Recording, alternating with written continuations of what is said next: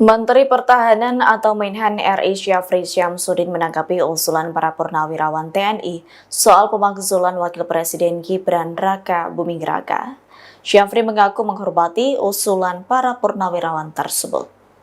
Menurut Syafri Syamsuddin, usulan mencopot Gibran dari Wakil Presiden harus dikaji secara mendalam. Pihaknya juga menegaskan seharusnya usulan itu tidak mengganggu soliditas jalannya pemerintahan Prabowo Gibran.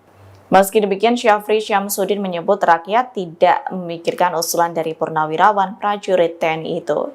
Pasalnya, rakyat saat ini lebih fokus memikirkan sandang papan dan pangan yang tercukupi.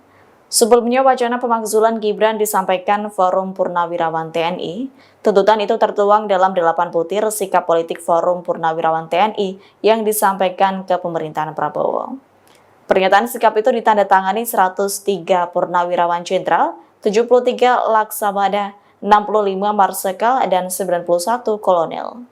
Forum itu menilai bahwa putusan MK terhadap pasal 169 huruf G Undang-Undang Pemilu melanggar hukum acara MK dan Undang-Undang Kekuasaan Kehakiman. Download Tribun X sekarang, menghadirkan lokal menjadi Indonesia.